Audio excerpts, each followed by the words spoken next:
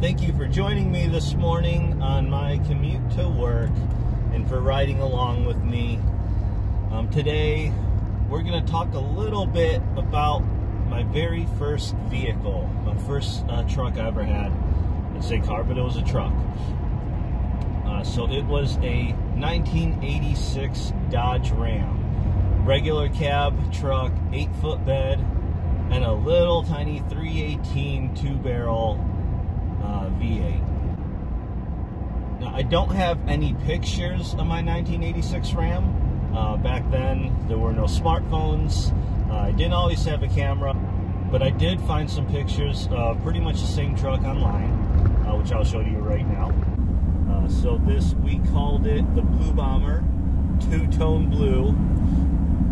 It was actually my dad's truck. He bought it, I'm pretty sure he bought it brand new, around 86. I'm not 100% sure because I would have been 8 or 9 years old at that time. Didn't have, again, very little power. I forgot what those 318s were rated at back then, but I'm pretty sure it was in 100 range. Like, I don't even know if they hit 200 horsepower, honestly, out of the factory on those.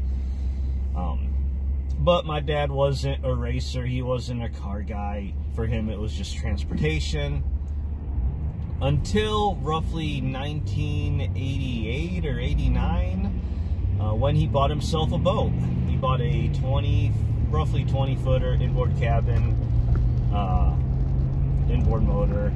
Very nice. It was like a Merc Cruiser. Nice boat.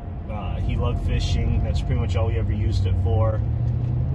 I remember going out with him all the time out on Lake St. Clair, Detroit River, Lake Huron, but he used this 1986 Ram to tow that boat.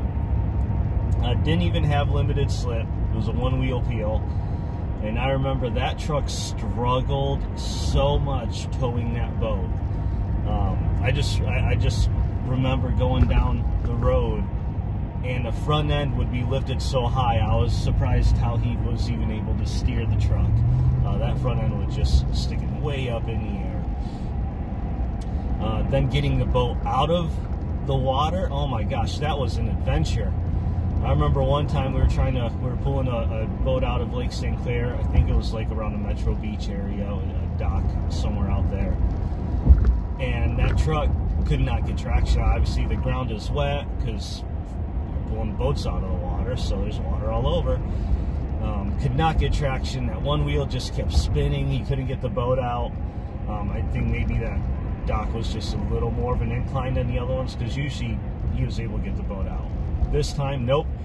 We had to get a bunch of people. I remember getting a bunch of people from around, and we all just hopped in the bed and started bouncing up and down as my dad was hitting the gas just to try and get enough traction to get that boat out of the water. And eventually we did.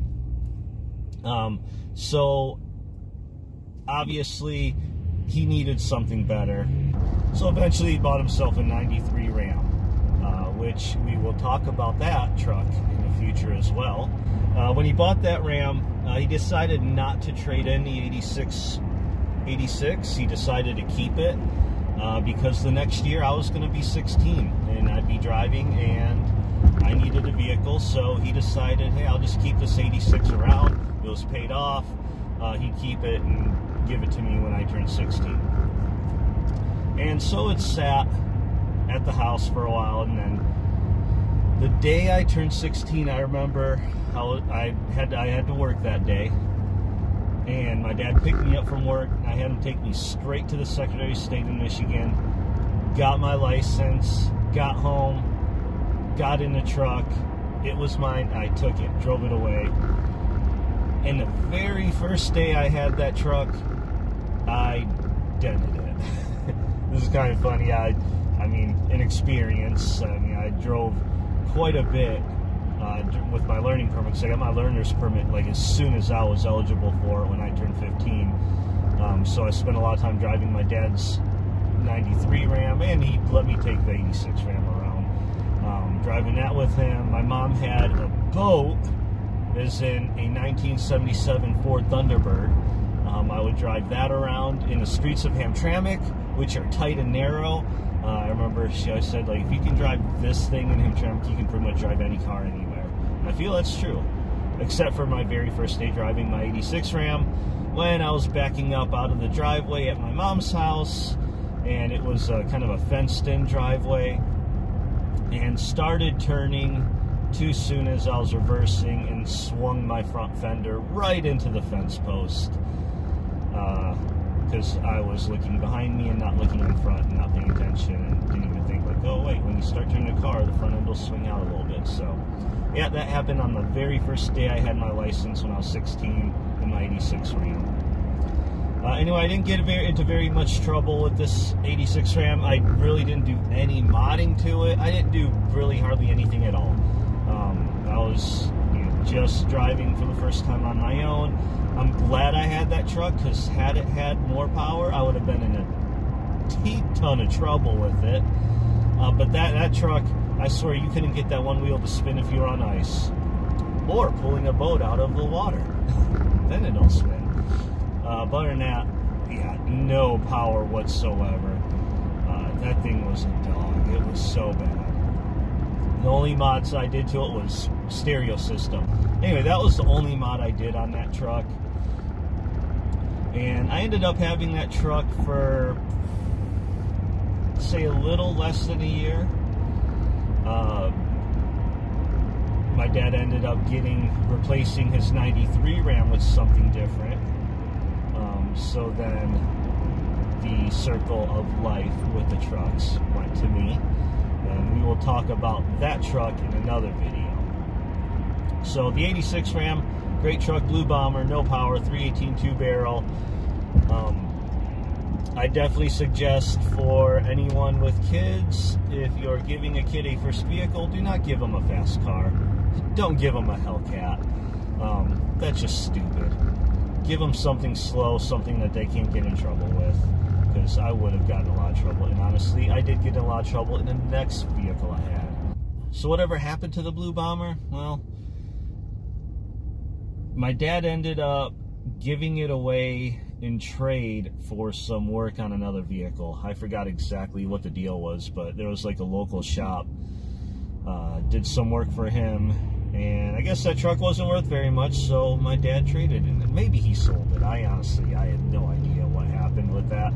I mean, it was always his truck, not mine. So he can obviously do whatever you want with it. And I remember the people that bought it did repaint part of it. So that middle section of blue, they actually repainted that like a maroon burgundy color. Looked kind of weird.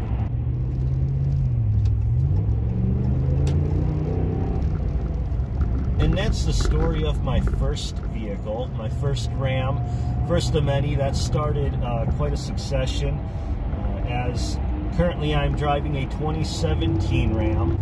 This truck is 31 years newer than my very first truck I ever drove, first Ram. And this one, that was my first Ram. This is my 5th Ram. So I've now owned 5 Rams throughout my life. Well, I guess we can't really say I own that 86 because it was my dad's. And I'm gonna do a lot of these ride-alongs, talking about different things. I'll talk about my vehicles, so we'll get into all of my other Rams. With this 86 Ram, not really too much. Blue Bomber, did shop, great first vehicle, loved it. It is a Ram, just didn't have any power, that's all. So with that, 「 thank you for joining me, and thank you for joining me, and 「 thank you for joining me, and 」 thank you for joining me, and 」 thank you for joining me, and 」 thank you for joining me, and 」 thank you for joining me, and 」 thank you for joining me, and «